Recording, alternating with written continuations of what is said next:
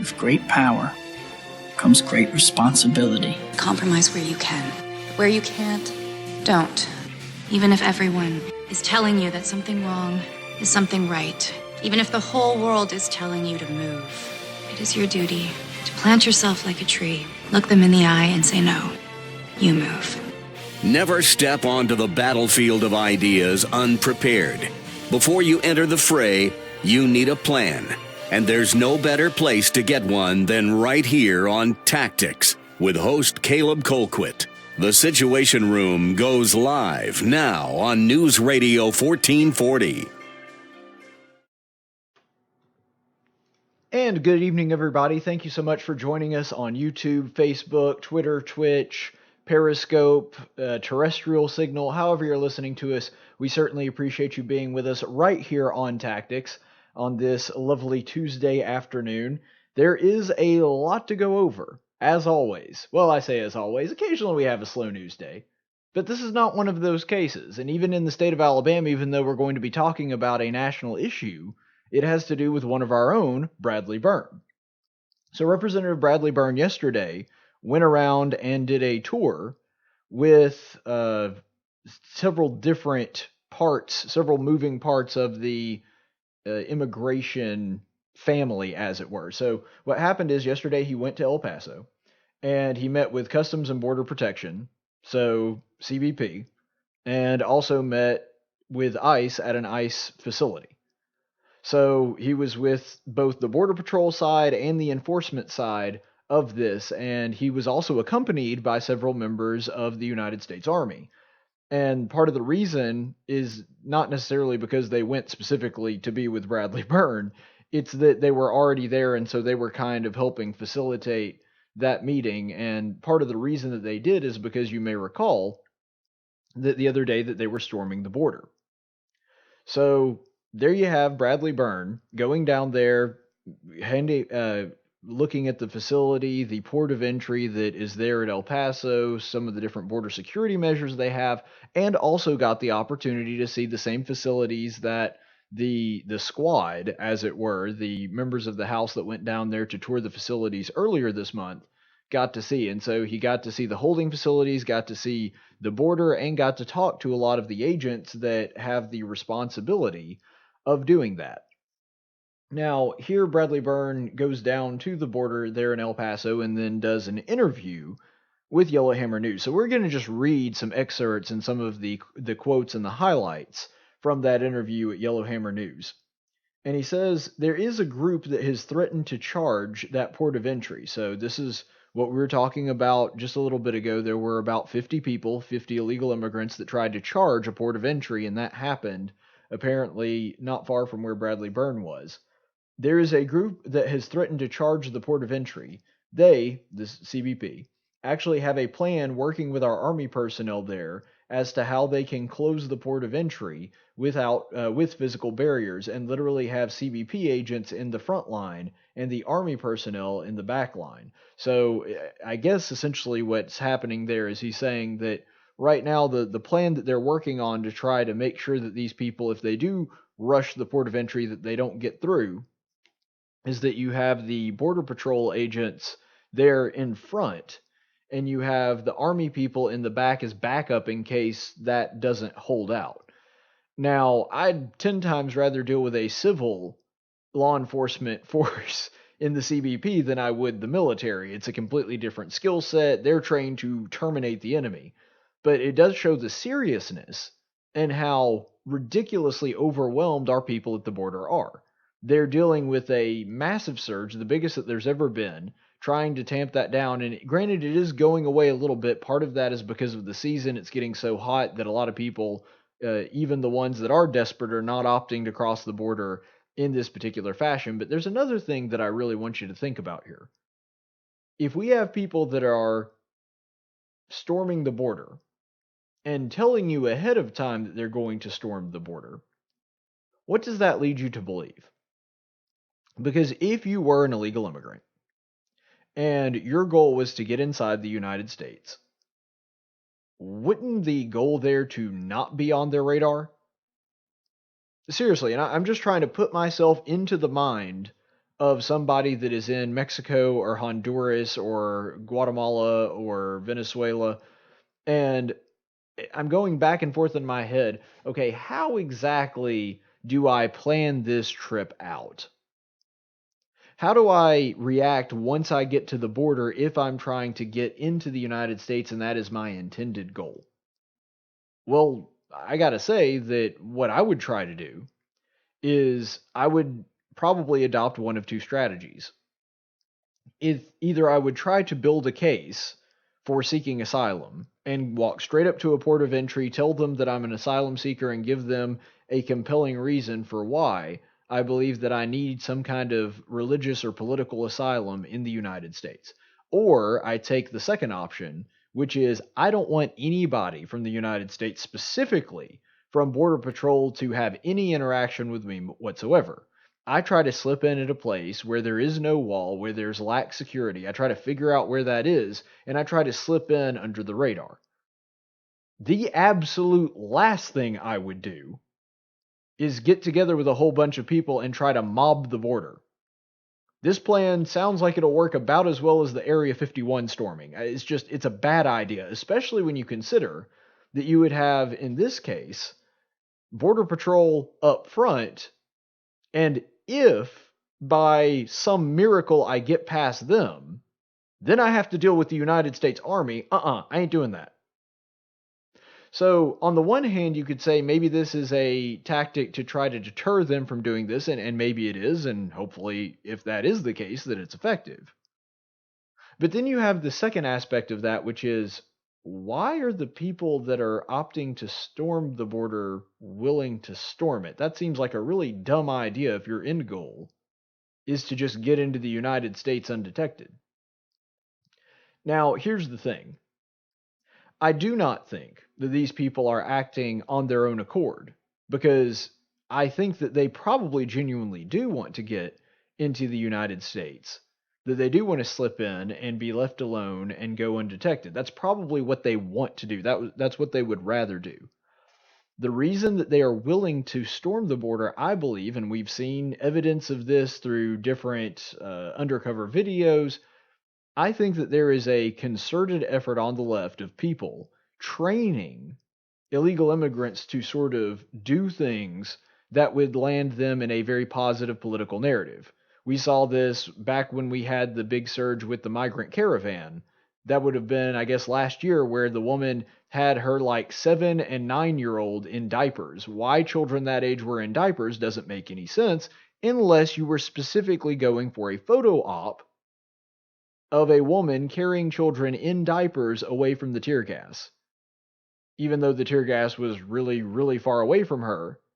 And we found out that the same people that were moving the migrant caravan, that were kind of guiding them in that, we found out that those people, and we have video evidence to back it up, that they were organizing it in waves. And the first wave of people that were going up to rush the port of entry, to rush the border, were filled with women with small children, even though the vast, vast majority of the caravan were young men. And so there is a planning to this, a photo op, because if you were going to deal with Border Patrol, not only would you not storm the port of entry in the first place, but you certainly wouldn't tell them ahead of time that you're going to do that unless you wanted Border Patrol agents to be there and for them to be in a situation where they have to use force to deter people from entering the country illegally, and you get a nice snapshot of a Border Patrol agent having to use force against an illegal immigrant. This whole thing is staged from beginning to end, and once you just look a little bit past the media narrative, you don't even have to dig all that deep. Just using basic human intelligence and common sense, you can pretty quickly figure out, okay, that's what's going on here. Because you don't warn people if you're storming the castle. I mean, this goes all the way back to the medieval ages. If you're storming the castle, you don't tell the castle you're storming it and when you're storming it. Now, granted, back then you had a great big army and you didn't fight with covert ops or special ops. You fought with giant armies, so it's not like the castle didn't know by the time you got there that you were coming. But the point is, you didn't tell them ahead of time and give them warning. That's just dumb. And so the only explanation that makes any sense that there would be people gathering up and planning a charge into this border station and that they're finding out about it ahead of time. The only way that makes sense is if they're specifically trying to set a particular image in order to gain some political hay. That's really all it is. So Bradley Byrne's observations continue on. He said, the one takeaway I have from this is that the allegations against governmental officials involved with the border by the mainstream media and far-left politicians are absolutely not based in fact, and I'm infuriated by the unfounded accusations that have been made against them. They are doing everything they can to treat these people with the utmost care and utmost kindness. So Bradley Byrne essentially saying, yeah, the accounts that you're hearing from other people, that's a load of garbage. What they're saying and what you're hearing from the media, that's not true. And this is coming from Bradley Byrne, who is a member of the House of Representatives running for Senate in Alabama, is looking down there and saying, yeah, they're taking pretty good care of these people. I mean, sure, he's not saying it's the Ritz-Carlton, and I don't think that it is.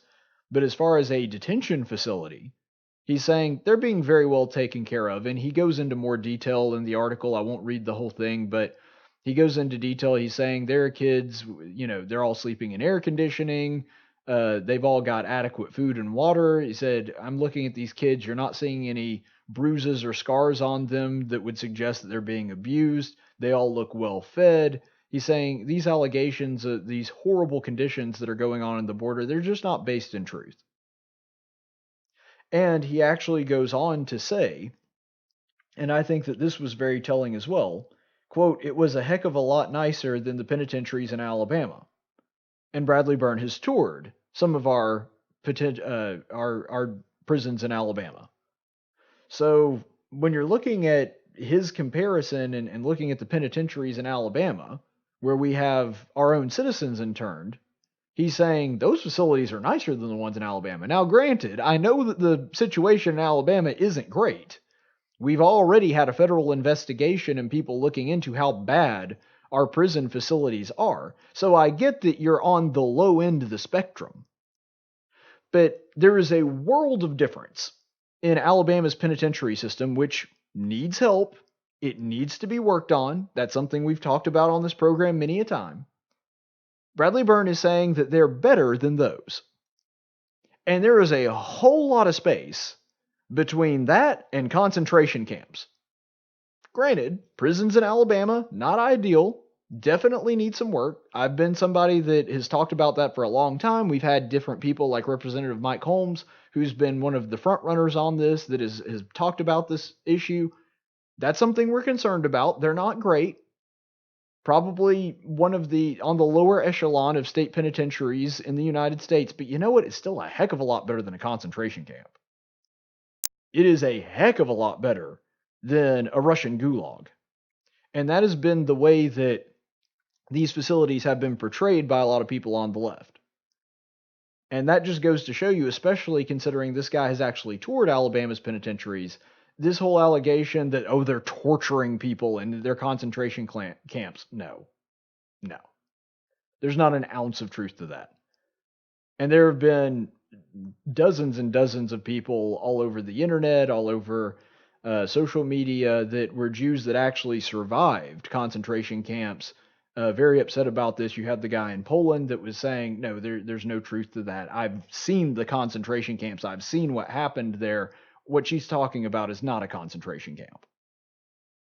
And Bradley Byrne is just confirming based on this and has Army personnel to back up what he's saying, to back up his account of it.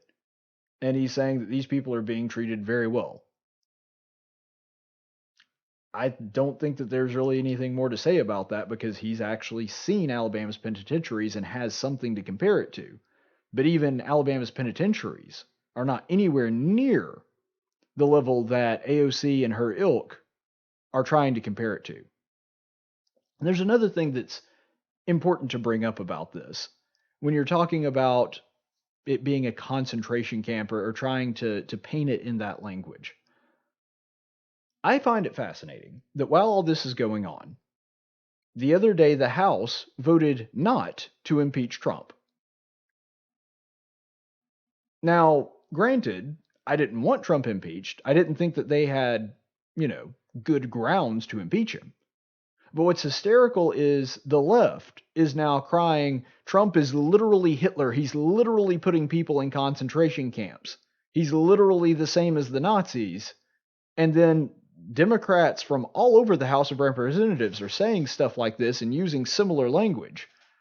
And then when it comes time to actually vote on whether or not Donald Trump should be impeached, they're saying, no. Well, if he's literally Hitler and literally putting people in concentration camps, even if they were non-citizens, now these are non-citizens obviously, but even if they were non-citizens, you don't seem to have a whole lot of strength of conviction, and I say all that to say, the truth is the Democrats don't believe that either. They're saying it because they believe it'll score them political points, but they don't believe it. The ones that voted to impeach Trump and cited that as their rationale, now they may be dumb and may be wrong, but I at least would say that they're being consistent in that sense. I think that it's stupid to compare Donald Trump to somebody like Adolf Hitler, but at least the people that voted to impeach him, at least they are consistent in that belief that they may be wrong, but at least they're not contradicting themselves. For the vast majority of the Democrats in the House, they're saying, the guy's literally Hitler, he's a tyrant. And then, well, should we impeach him? Maybe. No, we're not going to do that. Doesn't make any sense. Bradley Byrne also said about another issue going on here. We all asked bunches of questions about the wall. So this time asking about border security, not so much the detention facility. We all asked bunches of questions about the wall. And they, the CBP agents around El Paso, have a wall, and in certain places they have a fence. The fence is not as effective as the wall because the coyotes will come up with bolt cutters and open the fence. But the actual wall, the steel and concrete walls, they can't do that. So the CBP said that the wall has made their job easier, and it's made both sides of the border far safer. So there you have it, straight from the horse's mouth. The Border Patrol agent saying, yep, wall helps. Now, did they say it makes it perfect? No. Did they say they never have a crossing at a place where there's a steel or a concrete wall? No. But they said it helps. And even if you're talking about a fence, and I think that it's kind of a waste of money to build a fence for exactly the reason that Bradley Byrne is talking about. Now, before I go any further, I do want to clarify. When you had the whole fence versus wall debate, and one of the things that Donald Trump brought up was the steel slats in the wall, that's not what we're talking about. We're talking about if there's like an actual chain link fence like you would see around somebody's house or with somebody's dog in it. Because the steel slat fence that Donald Trump was talking about, you're not using a bolt cutter on that thing. It's not going to do any good. So there is a difference in there, and so that's something that's technically a fence, but it's sturdy enough to stand up against whatever they throw at it. But when we're talking about these defensive measures, I think it's a waste of money when it can be so easily done away with. I get that it's cheaper, but if it's cheaper and it's not doing what you wanted it to do, then it would have been cheaper to have nothing. But even in the case of a fence like Bradley Byrne is talking about, even if a coyote has to stop and actually take the time to use the bolt cutters to cut through, it won't stop everybody, but it is at least an impediment. They're at least having to take time to cut the fence open. And so that's another thing that I think sometimes gets lost in this conversation when we talk about wall versus fence. And they're saying, well, if we build a 15-foot wall, they're going to have a 16-foot ladder. Well, yeah, maybe. But you have to admit that 16-foot ladder is going to be really difficult to carry all the way through the desert. And if they do get it to the wall, it's still going to be a lot more of a burden on them to have to physically climb over the wall and get to the other side and also figure out a way down, because there's obviously nothing on the other side of that. That's obviously an impediment.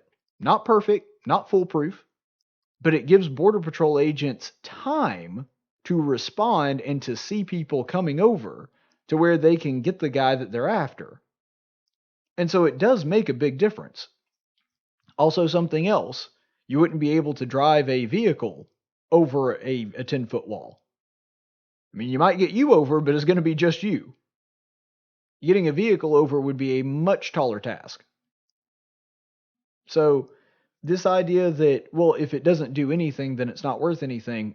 With a fence that you can get through that quickly, I understand why that argument is there, but at the very least, an impediment is created that creates more time to give them to respond quickly.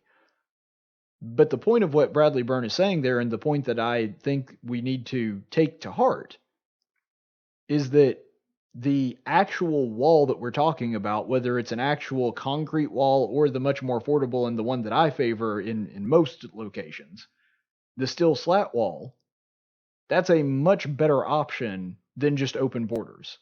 And the people that are there every single day, risking their own life trying to keep people from coming into this country illegally, those people are saying, yeah, the wall helps. Not a silver bullet, doesn't solve every problem, but it helps. All right, and one last thing that he said here, and I think that this is really significant as well. We were told here in El Paso, 76% of them, talking about illegal aliens, 76% of them don't show up to their hearings, and 90% of them are not successful in their hearings. They're clearly gaming the system. That's to the detriment of everybody in America, and it's to the detriment of everybody in Alabama.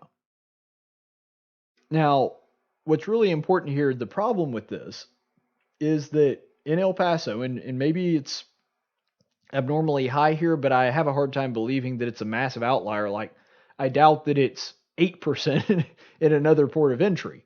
In El Paso, at least, 76% of the people that are turned out into the general populace, that they say, okay, you've been here for your 20 days, we're going to turn you loose and let you go and be back here for a court hearing, 76% of those people never hear from them again.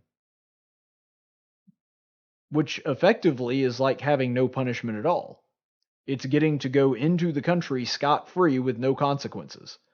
Now, you've still got to deal with the fact that you're illegal, and if you get arrested, then that might be something, or if you have a traffic violation and you don't have identification, maybe that's something.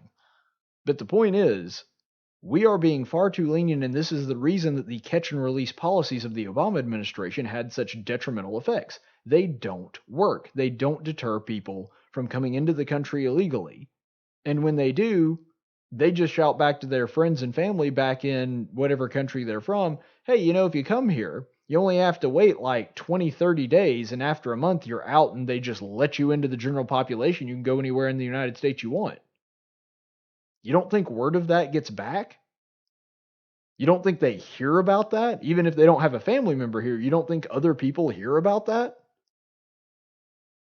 And so that's the reason this catch and release policy, where they just turn a person out and say, okay, here's your court date, be back at this time. That's the reason that policy doesn't work. If we have a law, we have to enforce the law. And I do appreciate Congressman Bradley Byrne actually going down to the border to see for himself and reporting back to the people of Alabama about what's going on there. And in different news for a different member of the House, I'm pleased to announce that the fight for 15 is over. We'll talk about that in just a second.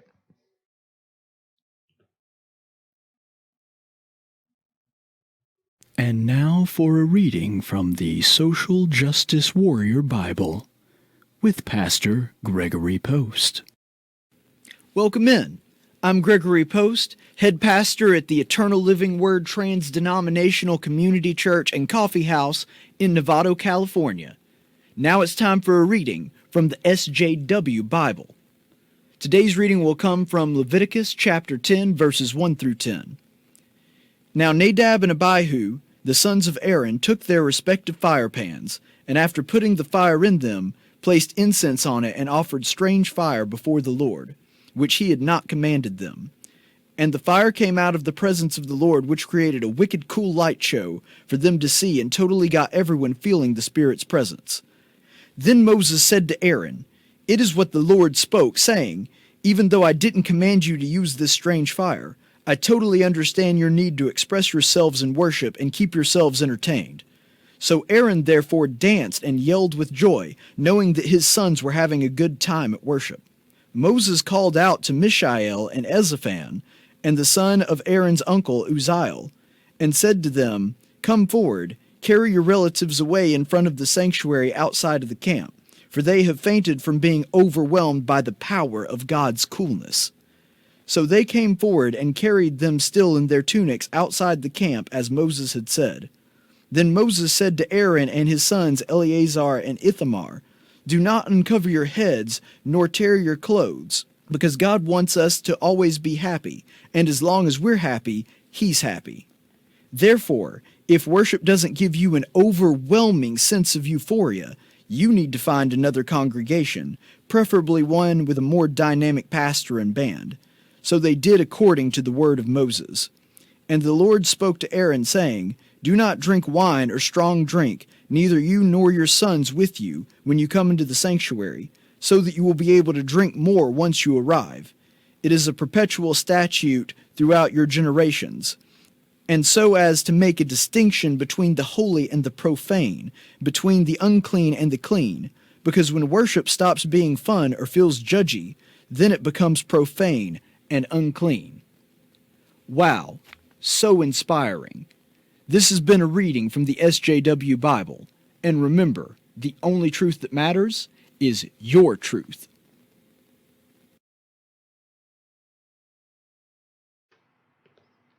And welcome back, everyone. By the way, just wanted to give a shout out to James down at the Chop Shop. He just gave me a trim on my beard, so looking pretty good. Like the way that it's shaped, and the guy is really phenomenal. So check out the Chop Shop down in downtown Montgomery. I like doing business with good people, and I just wanted to give him a little free publicity there. So guy does haircuts too, and does an amazing job at it. So be sure to check that out. And I love the ambiance. It's got a very manly vibe to it. So go ahead and check him out at the Chop Shop in downtown Montgomery. Now, speaking of people in the House of Representatives, as we were doing beforehand with our own Representative Bradley Byrne, Rashida Tlaib has declared that the fight for 15 is officially over. Not because they got a $15 minimum wage, but because $15 just really isn't enough anymore, apparently. So now I guess we're going to be going for even more money. I'll let her do the explanation herself. For $2.13, as a tipped employees take $2.13 per hour federally. Some states, of course, here in Michigan, it's over $3.50 or so. But think about that for 1 minute. And people cannot live on those kinds of wages. And we can't allow people to be living off of tipped, relying on tipped wages. It's just not, or whatever they call it, tipped income, because it's just not enough to support our families.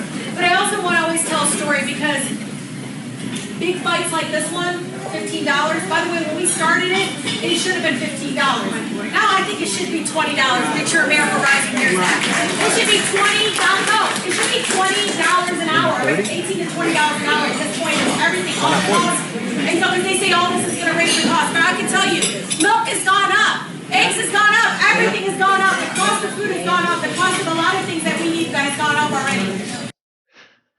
All right, so there's Rashida Tlaib explaining why $15 just isn't enough, and what actually we need $20. Now, I don't know why 20 instead of 25 or 30 or 10,000. Let's do $10,000 an hour. That would really lift people out of poverty, because I mean, if you only have to work an hour to make $10,000, well, I mean, that's great. Oh, let's just make it $1 million. Then anybody that works for just an hour automatically becomes a millionaire. We'll completely eliminate poverty. I don't know why we didn't think of this sooner. It is a complete lack of even the basics of economics. It's such a ridiculous thing. But you know what I love about the squad? And I'm talking about here Rashida Tlaib, of course, but also Ilhan Omar and Alexandria Ocasio-Cortez and that other chick who's nobody knows, Ariana Grande or Adrian Pileski, or I don't know, something. Anyway, the one that nobody can remember. You know what I love about them? They confirm every argument that conservatives have been having for years. I mean, how long have conservatives, talk radio, elected officials how long have we been saying, well, it doesn't make any sense to raise the minimum wage because then it's just a bidding war. Why not, if you're going to say $10 an hour, why not 15? Why not 20? Why not 30? That's exactly what Rashida Tlaib just said. The squad constantly makes a habit out of confirming all of the arguments that conservatives have been making for a very long time. For the longest time, we were saying, especially in the Obama years, these people aren't Democrats, they're socialists. They have Marxist ideology. They subscribe to redistribution of wealth, the government owning everything, and they're anti-business, they're anti-capitalism. And they said, no, that's crazy. In fact, you remember that when it came to Obama, even though the guy very clearly had socialist ideas, they said, oh, that's racist to even suggest that he's a socialist. Well, now we have these four ladies, and I'm using the term ladies very loosely. We have these four ladies in the House of Representatives that are openly saying, yeah, we're socialists, we're proud of it.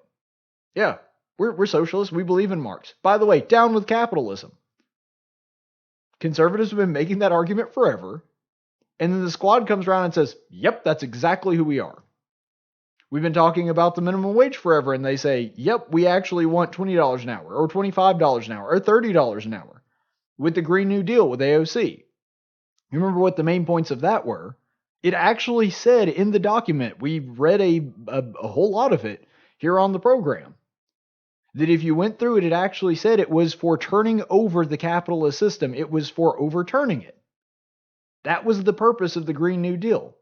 The environmental stuff was kind of included, but it was primarily about redistribution of wealth. It was trying to turn the free market inside out. And when it came to, we've said for years, well, if they would just get rid of cars, they would get rid of fossil fuels. And AOC goes, yep, we're just going to have trains. And we're not going to burn coal anymore. 0 fossil fuels used. I mean, all the crazy harebrained things that Democrats are go, those guys are nuts. They're conspiracy theorists for even suggesting that. The squad comes out and says, yep, that's exactly who we are. Whenever conservatives get made fun of for saying, oh, no, you're using a slippery slope argument, it's never going to get to that point. No rational person would ever say that we need to go for $20 an hour or $25. The squad comes out and says, yeah, we actually do want that. When it comes to things like free college or price controls on drugs or a full-on socialized healthcare system that's single-payer and government-run, even though we were crazy for saying that before Obamacare passed, we were saying, no, it's just a tweak. It's just a little bitty adjustment to the free market system that we have. It's not socialized medicine. It's not moving that direction. Well, here we are, just a few years after Obamacare passed, not even a full decade yet. And the people in the squad are going, yep, full-on socialized medicine, no private insurance, no private healthcare whatsoever, all run by the government. And AOC was calling out literally just a couple weeks ago for price controls on every level when it comes to medical devices, drugs, medical services, all of it. We want to control every bit of it. That's what's so great about the squad. And that's one of the reasons that I have said for a while now that it actually behooves the conservatives for AOC to have won that election. Because the guy that was in there before, he was a reliable blue vote, but you were going to get that regardless because of the district that they're in. That district in New York City is incredibly blue. And because of that, you're going to get a card-carrying, reliable rubber stamp vote for the Democrats. At least with AOC, you get some entertainment. And you also have somebody that is willing to take the mask off. I've said the same thing about Ilhan Omar and Rashida Tlaib. And I actually haven't said that about the other woman because no one can remember her name. So you can't really use her as a case study in how far left the Democrats have moved. But the other three are invaluable to the conservative cause. Because they are a Democrat with the mask fully ripped off and saying, yep, we're Marxist, we're socialist. And these are all the crazy things that you've been saying for years that the Democrat Party wants. We actually want them. And we're proud to say it that way. So there is no way to quantify my gratitude to the four of them for ripping off the mask and telling everybody that, yes, that is really what they believe, because they make my job so much easier. But let's get into the meat and potatoes. Let's get into the actual substance of what Rashida Tlaib was talking about. Because she is essentially turning it into a bidding war, like I said. Why not go for $50 an hour, or $10,000 an hour, or $1 million an hour? And I love that her explanation about all this, her reason that she's saying we need to move it from 15 to 20. She says, when it started, it should have been 15. When it started, 15 made sense. But things have changed. Times have changed. And what's going on now is that we have a system that $15 an hour just doesn't cut it anymore. You can't live off $15 an hour. It's just impossible. Now, I'm somebody that has lived for a very long time on significantly less than $15 an hour, so I can tell you, no, it's absolutely not impossible. I'm somebody that worked for barely above minimum wage for a large portion of my time after college. I just recently got to where I'm making more than that. And, well, actually, I'm probably not even making more than that. Actually, if you divide up my time, it's probably significantly less. But nonetheless, I'm making okay. But my point in all of that is, she's saying that it's just impossible, and the rationale behind that is, well, people are saying the costs are going to go up, which it will.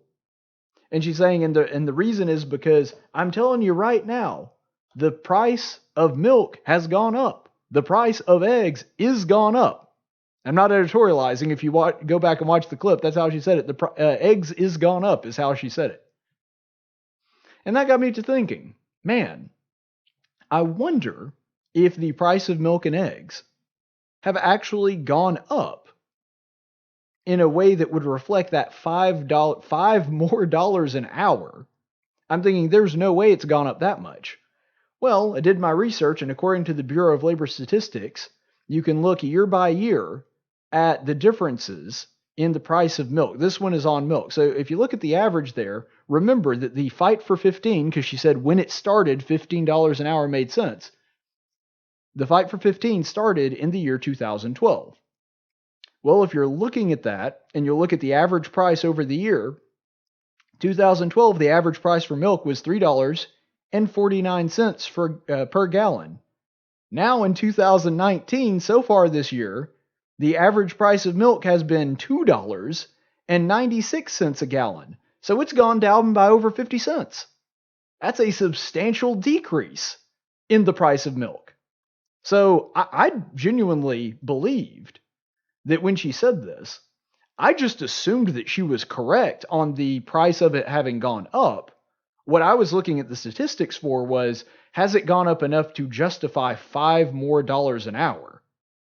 And what I was going to do is do a very in-depth explanation of how much more money that would mean a year for the average employee, and see if that justified and kept pace with the price control, or the controlled price index.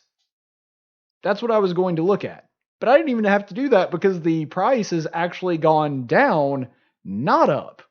So not only is it not keeping pace, milk is cheaper than it was in 2012 when the fight for 15 started in New York City. But what about eggs? Maybe eggs is gone up, as Rashida Tlaib would say. Let's look at the price of eggs. 2012 average price of a dozen eggs, grade A large, would be $1.84 per dozen. Now in 2019, the price is $1.45 per dozen. That's also lower. Almost a 40-cent decrease. Well, that's weird. The truth is, Rashida Tlaib did what a lot of Democrats do, and even though she's not quite as good at it as AOC, she did something that AOC does pretty frequently, which is make crap up and hope that it's true. This is not something that was researched or that she thought about. She was working a crowd, she was speaking to an audience, and in the spur of the moment, she's like, okay, well, saying $20 an hour is really dumb. How can I justify it? Oh, the price of eggs has gone up. That's the only thing that she could come up with. But if you're looking at the price of eggs and the price of milk, actually the exact opposite is true. They're cheaper than they were in 2012 when the fight for 15 started. Sorry, math doesn't care about your feelings, and neither does the price of milk. And then she goes on this whole rant a little bit earlier in that clip decrying the $2.13 minimum wage for waiters.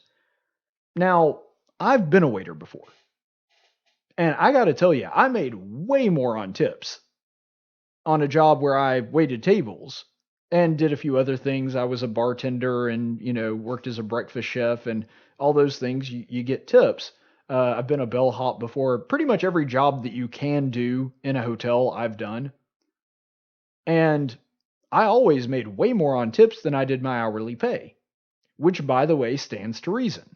Because if you've got the option of making $7.50 or $8 an hour, or you have the option of getting just a $2 tip, well, you can get several of those in an hour.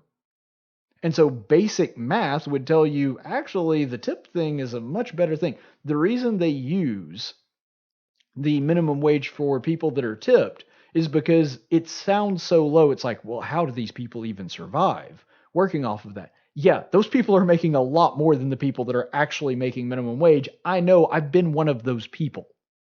It's not even close.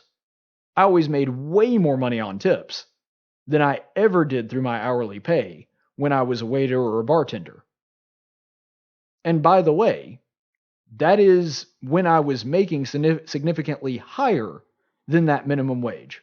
Even when I was making above what the federal minimum wage is, I was still making more on tips. And so moving that up and moving it to a minimum wage thing to where people are just getting paid the same and you don't tip, that would actually hurt people in careers where they get tipped. Because people are going to be paying less in tips and you're going to be working for that minimum wage status. You're actually going to be making less money. I know, I've done it.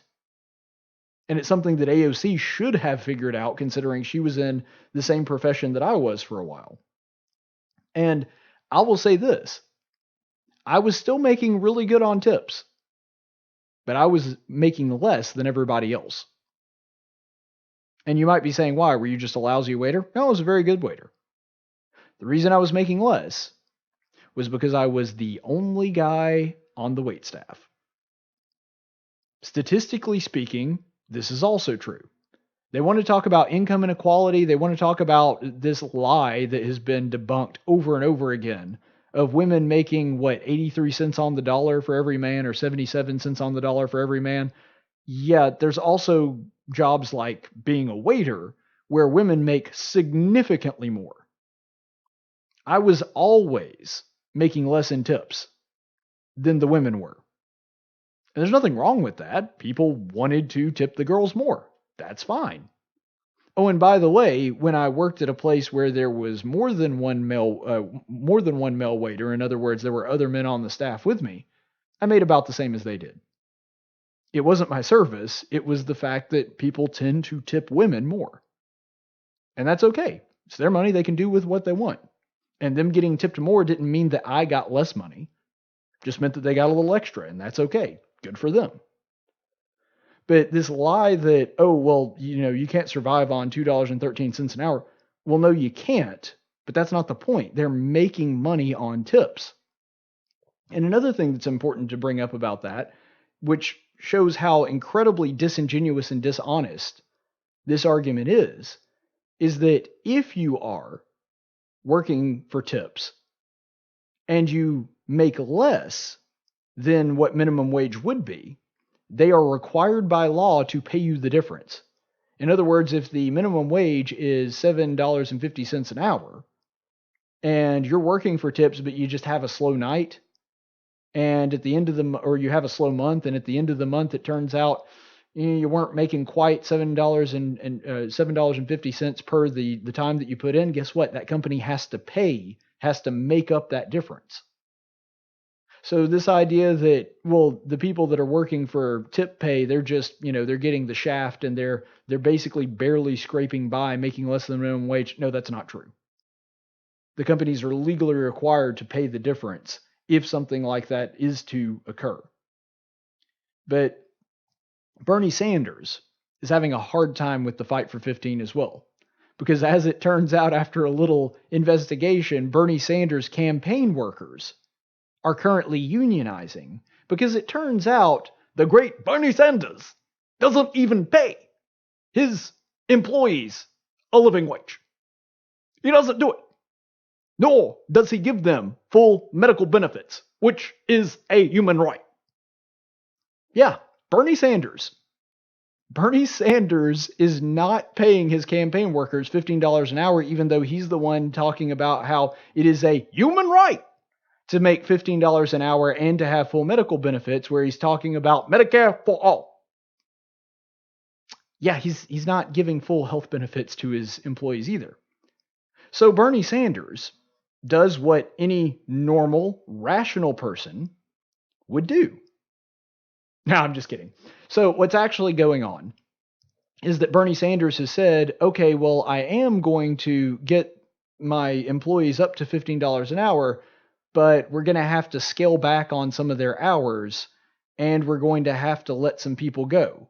So in other words, what conservatives have been saying is going to happen to businesses if you enact a $15 minimum wage.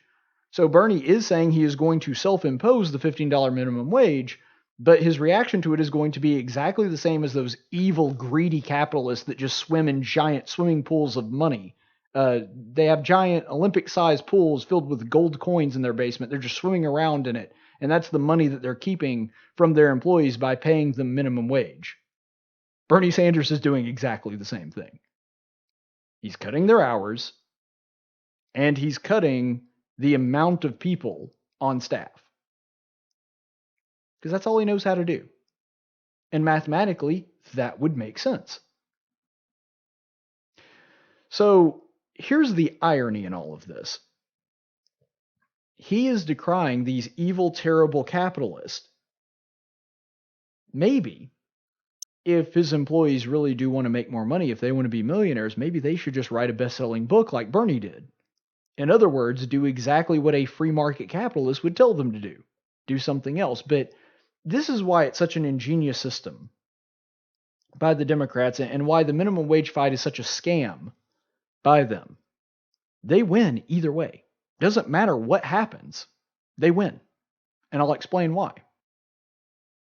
When it comes to the Democrats, what they will do is they will hike the minimum wage, and then you're going to have less hours for some people, so they'll be effectively making the same, just making the same for less work.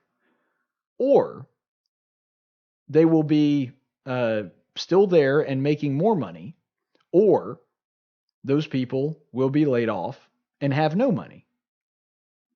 And see, no matter what happens, they can say to that person, see what I've done for you? Because to the person that's making more money, even though it's economically not really feasible, but the company has to pay them to do the work, and so they have them over a barrel, and so they pay the person more money, the Democrat can come to them and say, see, I got you more money. And they can also say to the person that got his hours cut and is making about the same amount of money and is working less hours, see, you're working less hours. And then they can say to the person that got laid off and that they are expanding unemployment benefits and increasing the size of the welfare state for, they can say, see those evil, greedy capitalists? They got you laid off. Luckily, I'm here to give you money to get you through this time. You see, when they do that, the Democrats win no matter what happens. They get to hold up their hand and say, see what I've done for you? By the way, be sure to vote for me. Because the only Democrat strategy to winning an election has always been to buy as many votes as possible. And this is why it is so difficult to run a successful campaign against Democrats.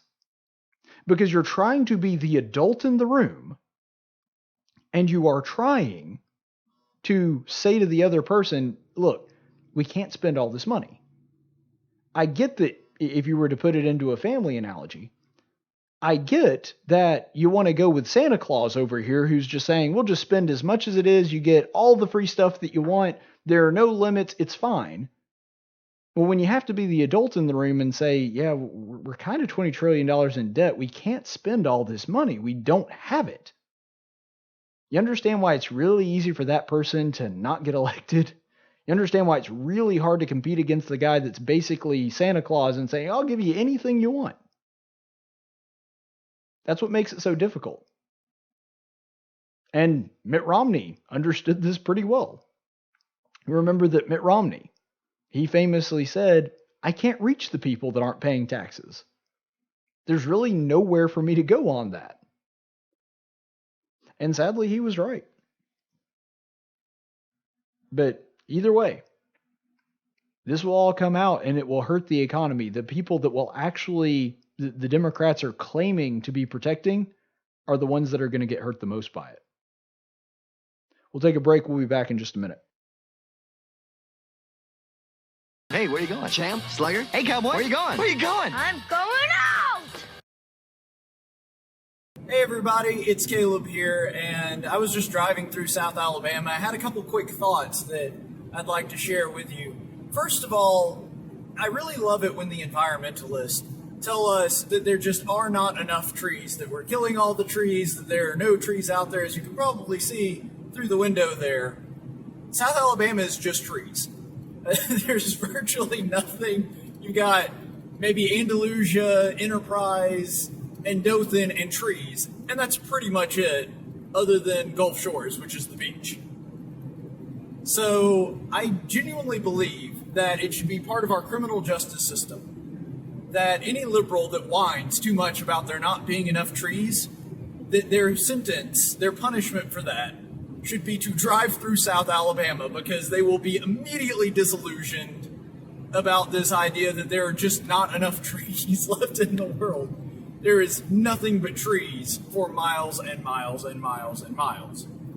Another thing that I wanted to bring up, and it actually made me hearken back to a comment that was made, I would say a few months ago, by Hillary Clinton, talking about how the coast, in other words, the people in California and Oregon and Washington and then New England, that they all voted for her and everybody else voted for Trump, which, you know, is true. And then she also talks about trying to essentially explain why that is. She says that, well, all the dynamic people, all the movers and shakers and the people that are making money, those are the ones that voted for me. It was the neophytes, the little people over in flyover country that voted for Trump. And goodness knows that I'm not the world's biggest Trump supporter. I didn't even vote for the guy in the first election. But one of the reasons that she lost that election in the first place, and one of the reasons that Americans in general are just so tired of that, is because there is a large contingency of the left that genuinely believes that only people in the cities are the ones that are dynamic and important. And I'm driving through South Alabama, and right now it's mostly just trees, but especially when you get a little bit further north. I was driving through here and I noticed there's so many fields with cattle and hay, and you get a little bit further south and you're going to see an awful lot of cotton and peanuts and some soybeans. And so I really do think, and I think that this is important to remember, that though there are people in the cities that tend to vote Democrat and have never seen a farm, have never been through, quote unquote, the flyover country, I think it's incredibly important for us to remember that, yeah, they may look their nose down at people like that, but if you were to actually take one of those people and have them try to survive in an environment where there were not the people producing their food and their fiber in states like Alabama, that those cities would immediately devolve into chaos and die. And I think it's so hilarious that the people in cities look down their nose at people in the country, people in farmland, that kind of thing, and then they wouldn't even be able to begin to have a similar lifestyle that they do if it were not for those people. And maybe I'm thinking about this because I'm an ag major and state convention for the Alabama FFA is coming up. But what it really all boils down to is that whether they appreciate it or not, whether or not they understand the relationship between their life and what they're doing and people in places like this that provide the lumber for the house that they live in or the building that they work in, and provide the cotton for their clothes and provide the food that goes on their table. They would quickly learn an appreciation once that stuff went away.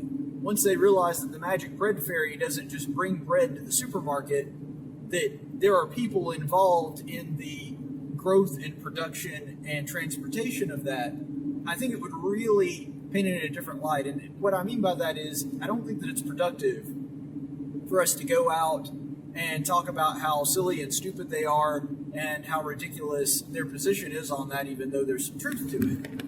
I think we do better catching more flies with honey than vinegar and explain to them and talk to them and educate them about the important role of Middle America to the rest of the world, to the rest of the economy. Because the reason that we are an economic powerhouse, the reason that we have so many people that don't have to be involved directly in growing their own food and wondering where their food's going to come from one day to the next, the best way to do that is through education and helping them to understand that that is an important part of it. So let's just try to come at it from a diplomatic perspective, and hopefully they'll be able to realize at that point that it's important for them to appreciate the American farm.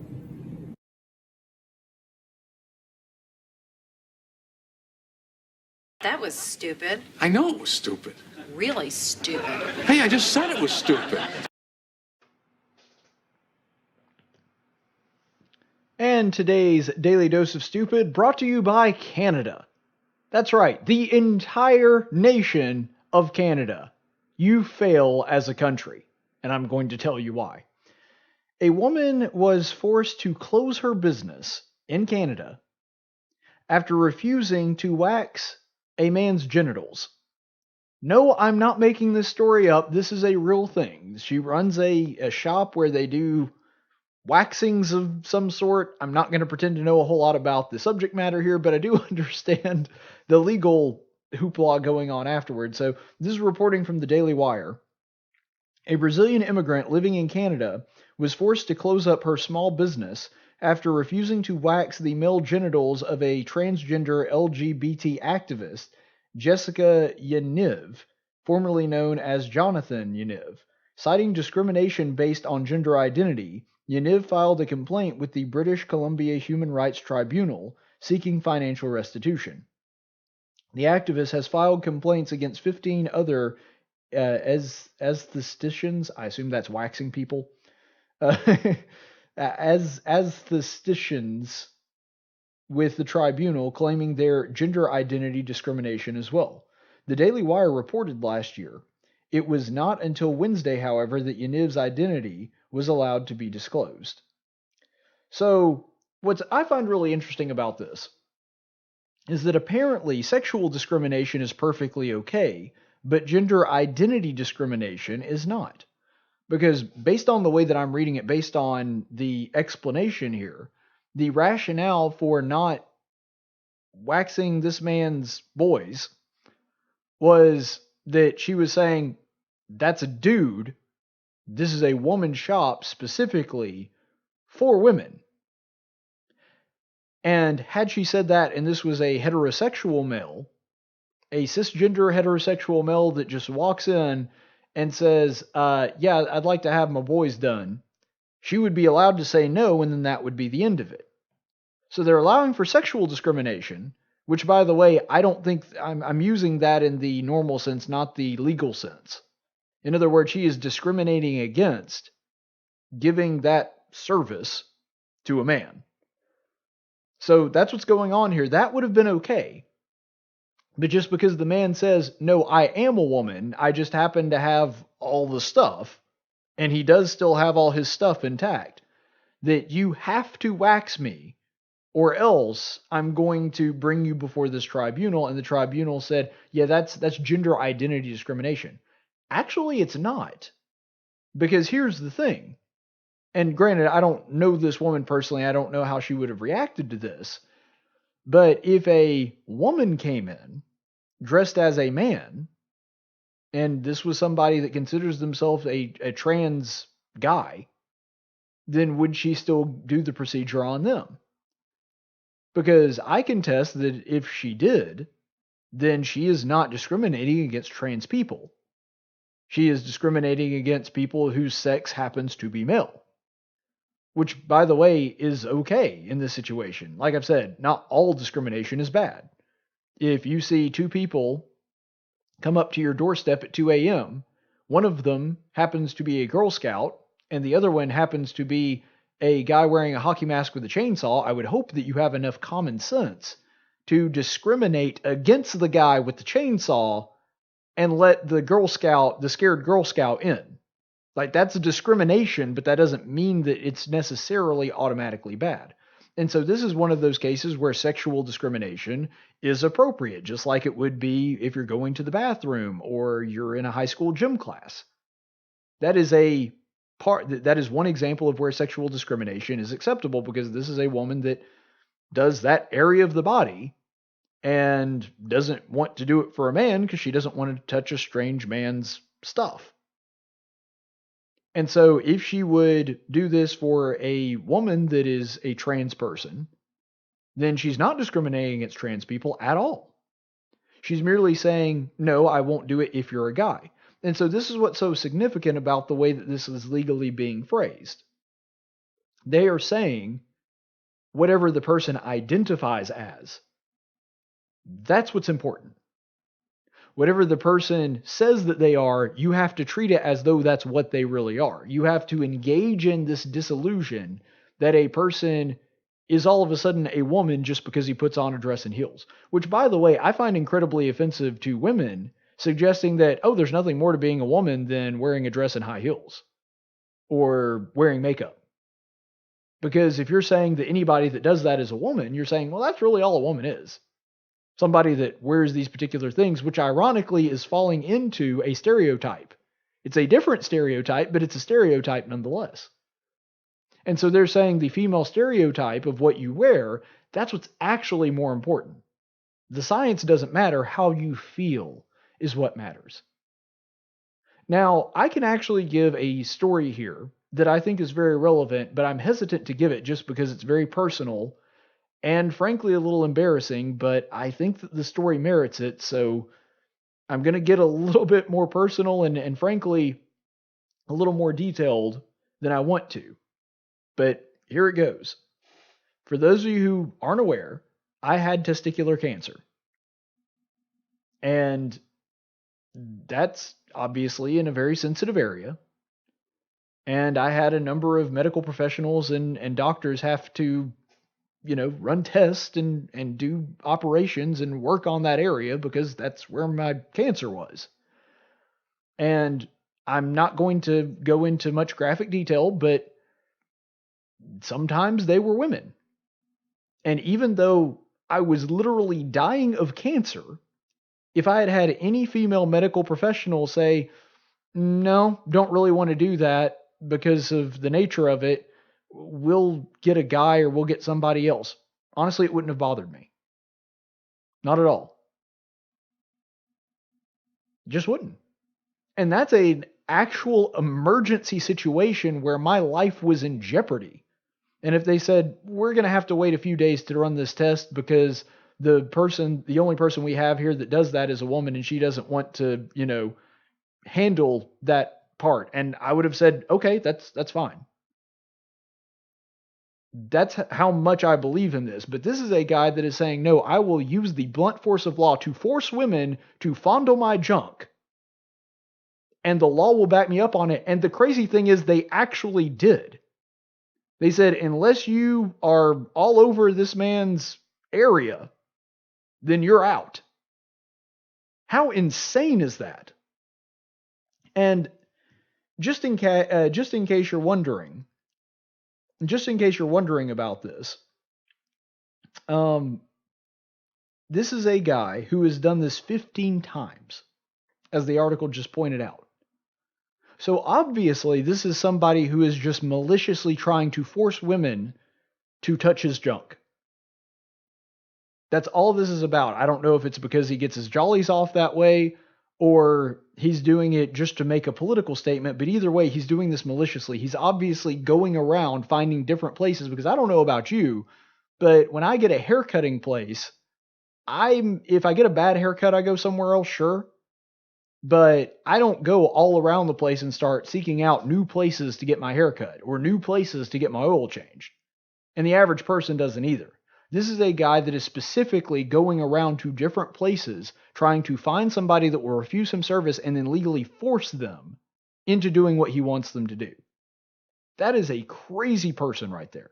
We saw the same thing with the cakes, with the gay bakeries. Or sorry, the gay weddings. That they were going around to several different bakeries waiting for someone to tell them they would not design a wedding cake, and then all of a sudden decided we would do that. In the case of the Oregon couple, the bakery in Oregon where they wouldn't make a wedding cake for the lesbian couple, that case took over 3 years, and the lesbian couple that was engaged still hadn't got married. It wasn't about the cake. They were specifically seeking out somebody that they could force to make them do what they wanted to as a political statement. And the same thing is going on here. I do not understand that. For example, if I walked into a restaurant and the person said, "Get out of here. You're a Christian. I don't like Christians." Or if I was wearing a conservative shirt of some kind, "Get out of here. I don't like conservatives." I don't like it, but I also don't want to give that person my business. I don't understand the mentality of somebody that wants to force somebody against their will to provide them some kind of good or service. I just don't get it. I might think that they're crazy for not doing that. I might think that it's strange that they wanted to turn down my business. I might even get upset about it. But I don't want to force them to do it if they don't want to. And so it's just so patently absurd to me that they do this. And by the way, this part of the story I legitimately thought was a hoax. And apparently I'm not the only one, because Steven Crowder expressed essentially the exact same thing, and luckily he assembled these pictures on Twitter, so it actually saved me the trouble. So thanks, Steven Crowder, I appreciate it. If you haven't checked out his videos on YouTube, be sure to do that. He's really good, really funny. But anyway, Steven Crowder came across this, and he had the same reaction that I did to when he first heard this. He was like, this sounds a little too convenient. Also, it almost sounds like somebody made this up. But this same person, this activist that is trying to make women touch him in that area, and other women in the shop, presumably, that are there, see that, even though if this were some conservative, for sure, walking in and saying, no, you must wax that area, and, you have to handle that, they would call that guy a pervert. And by the way, would be correct in doing so. This same person, if you didn't think he was a pervert before, this pretty much sums it up. Oop, sorry, wrong graphic there. So this is an ad for an event that he put together and ran. Now I want you to look at what it is. This is a swimming event, so a pool party essentially. Registration is open to youth ages 12 through 24. And then event is free with registration. Here we go. For participant privacy and safety, parents and or caregivers are not permitted in the event. And then there will be no access. Once you're left the event, you may not re-enter. Is anybody else's spidey senses tingling over this? First of all, registration is 12 to 24. So that seems like a weird age cutoff. Nobody over the age of 24 is allowed. And specifically, no parents or caregivers at all permitted inside the premises. Oh, and by the way, once you've left, you can't come back. So in other words, if something happens that made you uncomfortable and you go to get help or something like that, you're not allowed back in. Does this really not strike you as something that is, first of all, incredibly creepy, that a man, he thinks he's a woman, but a man is running a topless event that for people that are under the age of 18 all the way down to 12, and he's specifically saying, oh, and by the way, there are no parents allowed. Yeah, okay. Here's another tweet by the same person in reference to this. I'll be presenting on how we need an LBGTQ plus all body swim for ages 12 plus. I'll see you there. Okay, and if that wasn't creepy enough, another tweet, because I am requesting that we have an all body swim here with allowance for people ages 12 plus to go topless if they dish as allowed in law. So this is the same person, the same guy, that's saying, yeah, let your 12-year-old daughters come to my pool party and they can swim topless and no parents allowed. But in case that's not enough, in case you're still like, I don't know if the guy's really maybe you're a social justice warrior type, something like that. And maybe you're saying, well, yeah, but this guy, he's a trans woman, so he's only attracted to men anyway. It's not like he would be aroused or anything. Now, I think you're insanely gullible if you actually believe that. But just in case that was where you were, just in case you're a social justice warrior just watching the show to hear the other side, here's another tweet. Tactics is a production of News Radio 1440 and Cumulus Media Montgomery. Sorry, I have no idea why that happened. My system went crazy on me. But anyway, just in case you were wondering about that, here is another tweet. And this one is pinned on the top of their profile. One proud lesbian. I'll never give up fighting for human rights equality. So this dude considers himself a woman and a lesbian, which would mean what? That he is attracted to women.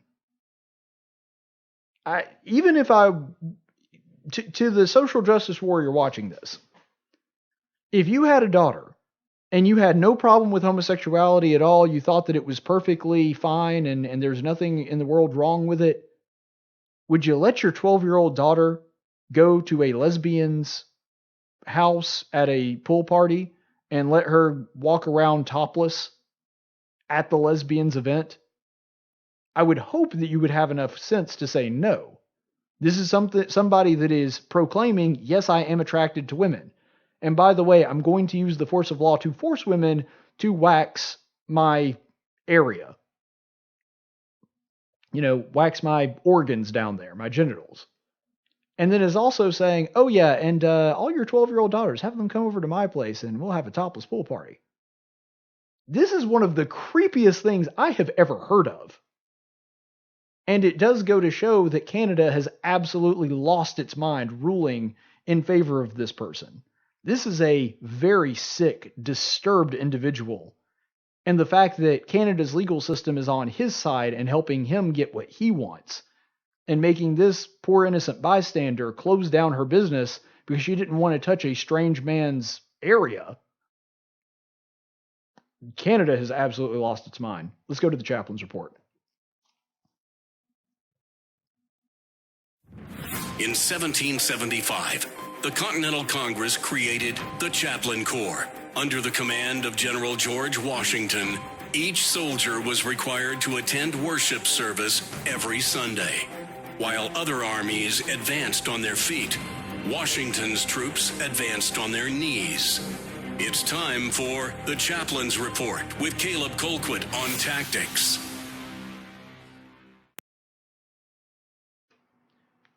Chaplain's report today does come from the book of Daniel, and we're winding down. In fact, I believe we have one more lesson on Daniel, and then that's it. That's the end of the book. So we're in Daniel chapter 12.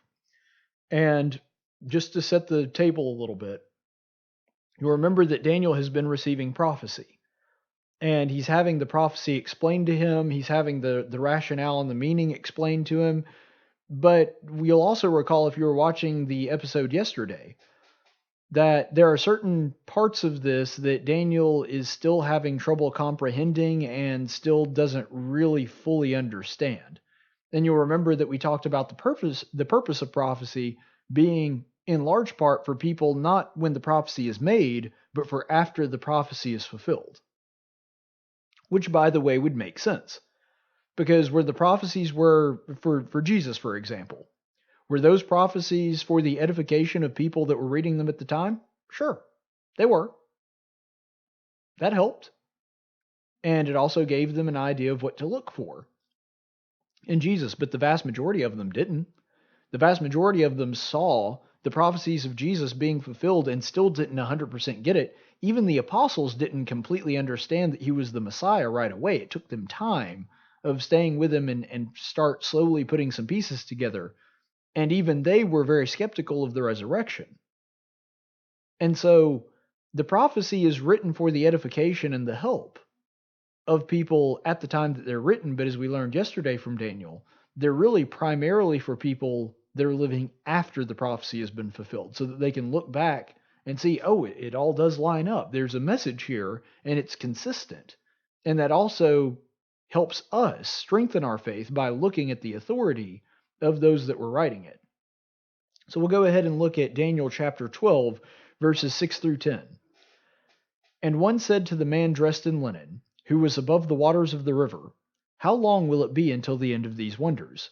I heard the man dressed in linen, who was above the waters of the river, as he raised his right hand and his left towards heaven, and swore by him who lives forever, that it would be for a time, times, and half a time. And as soon as they finish shattering the power of the holy people, all these events will be completed. As for me, I heard, but could not understand. So I said, my Lord, what will the outcome of these events? What will be the outcome of these events? He said, go your way, Daniel, for these words are concealed and sealed up until the end of time. Many will be purged, purified, and refined, but the wicked will act wickedly, and none of the wicked will understand, but those who have insight will understand. A couple of really key points in that passage of Scripture. Honestly, this passage makes me feel a lot better about myself. And the reason, I know that's not really the point of the Scripture, but the reason that it does so is because Daniel's saying, I'm having a hard time grasping this. And he's the guy that received the prophecy and wrote it. And even Daniel is saying, I don't really fully comprehend everything. Which, by the way, goes with the lesson that we were learning yesterday. That prophecy is important, and it does help the people that it actually receive it in the time that it's given. But it's primarily for those that are seeing it afterward, and that makes sense because with the advantage of hindsight, you can look back and see God's plan unfolding. For example, if you read the book of Esther only until the first few chapters, you wouldn't really see God's providence. You wouldn't see how God placed everybody in exactly the right spot in the way that he wanted them to. It's only with the advantage of hindsight that you can look back and say, I see what God was doing there. And so while Daniel is benefiting from having this prophecy, even he doesn't understand all of it, which makes me feel better because there are times where I'm not sure that I understand all of it. And that's just the thing. God obviously gave us these prophecies for our benefit, and they do edify us, but we can never know every single thing about them. I mean, we're looking at a document that was written by an all-powerful, all-knowing creator. Do we really think that we can understand every aspect of it? It's impossible. And in prophecy specifically, Daniel doesn't understand all of the symbolism. He doesn't understand what the outcome is going to be. And you'll notice that his response to this is, go your way, do what I told you to do, write the prophecy down, seal it up, pass it on to other people. Daniel was given the prophecy, but he wasn't told exactly what's going to happen. He wasn't given a play-by-play. He wasn't given names and addresses and exactly where this will happen and where this will happen. Now, there are prophecies that we've looked at through this study that have shown that sometimes the prophecies got a little more specific. But with this one, he's saying, trust me, it is going to be beneficial. You're going to want to have a record of this, and it's going to help future generations. But you're not supposed to understand every aspect of it. And so there is a divine mystery in play here with Daniel. And I think Daniel understands that and knows that this is the task that he's been given, and he has been adequately equipped for the task that God has set out for him. But you'll also notice that he is giving him some reassurance here in voice 9 and 10, because he says, many will be purified or purged, purified, and refined, but the wicked will act wickedly, and none of the wicked will understand, but those who have insight will understand. So what God is saying is when these events play out, when they take place, What is going to happen is the wicked are going to be befuddled. But those with insight that see everything coming, that understand what the prophecies mean, and in this particular prophecy, we see some of it playing out in 70 AD with the ransacking of the temple, and we'll talk a little bit more about that tomorrow. But we're seeing that God is saying, ultimately what this means is, I win. Now, that's an oversimplification, sure. But he's saying, Daniel, the important thing that you need to understand about this prophecy is that the people that obey me, the people that do righteously, the people that seek my face and obey my will, they'll be okay. And yeah, it's really important to understand every aspect of the prophecy that we can. It's important to get as much spiritual wisdom out of it as we can. But ultimately, we need to follow this example. We need to follow this passage. The most important thing that we can understand is that those who do what God asked them to do are going to be protected by God. And those who are determined to do evil are going to be befuddled and lost. And that's true in times of prophecy being fulfilled or in our everyday life. And that is a takeaway that we should be observing and applying to our own lives and actions from the book of Daniel. Stay the course, friends. Tactics is a production of News Radio 1440 and Cumulus Media Montgomery. Any opinions expressed on this program are those of the host and do not necessarily reflect the opinions of Cumulus Media. The theme song for Tactics is 6 Foot Town by Big and Rich. Graphics by Jessica Dawson. Broadcast studios provided by Cumulus Media Montgomery. Location studios provided by the Dalraida Church of Christ. Copyright 2019.